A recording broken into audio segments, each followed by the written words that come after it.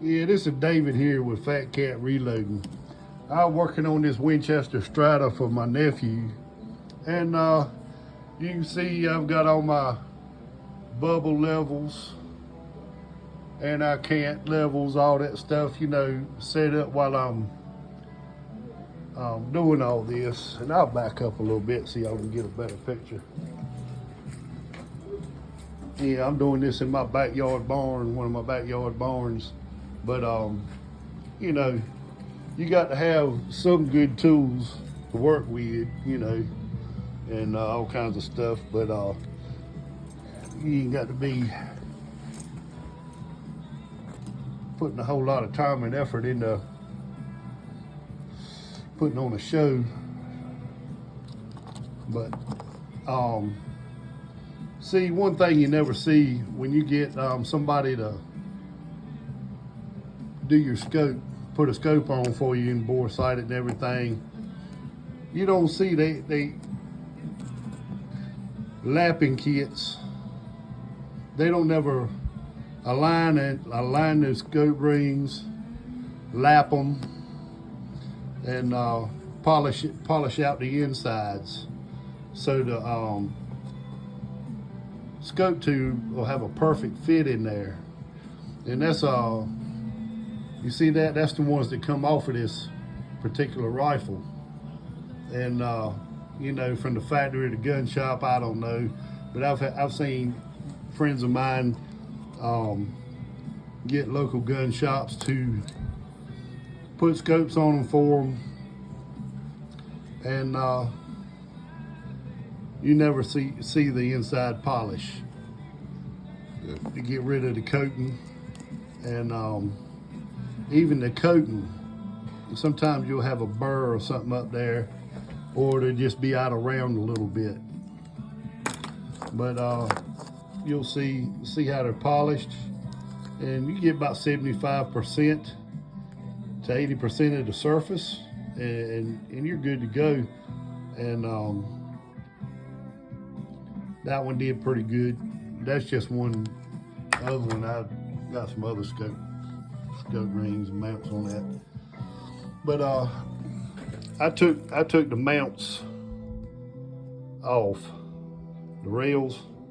I took the rails off. There wasn't any thread locker on them. I would just check to see if they had thread locker on them. There wasn't any thread locker on that screw or the one underneath the mount, for the rails. So I went ahead and put the thread locker on them and torqued them back down. And then, torqued it with a torque wrench.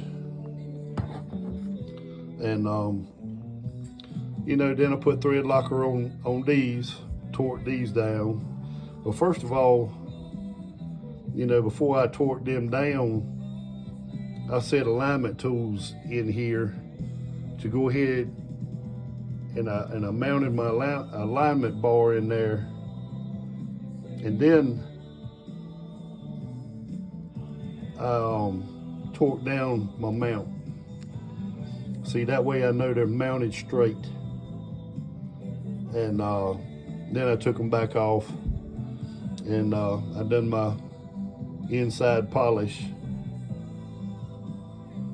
on these scope rings, and then I cleaned it all up after I got through doing that. Then I mounted scope in there and torqued my screws down, and I made sure everything was level when I done it. And this level here helps me keep the gun level while I'm working on it. Take all my bubbles off when I'm working on it, then put them back on. And this one here helps me make sure there's no cant, and my crosshairs are going to be straight up and down and once I go back with these bubble levels, I check them with that one up front. And anyway, take my anti-camp bubble off.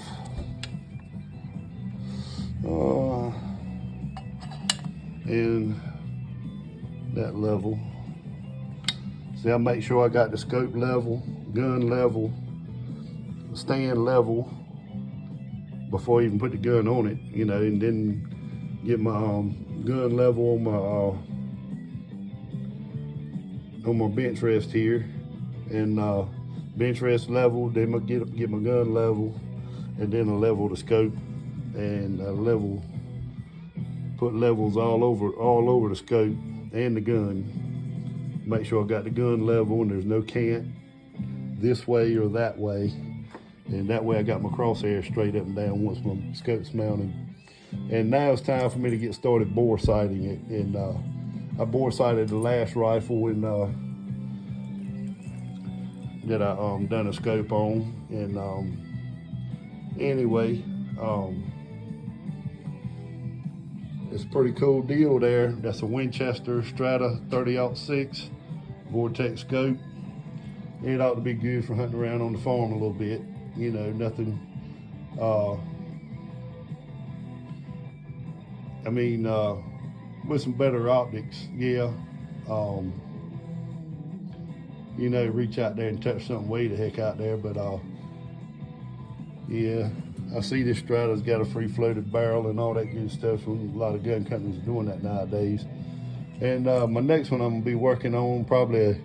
My son bought a Hua 300 Win Mag, and I'll start working on that here soon. And once I get through with this one. All right, y'all have a good day.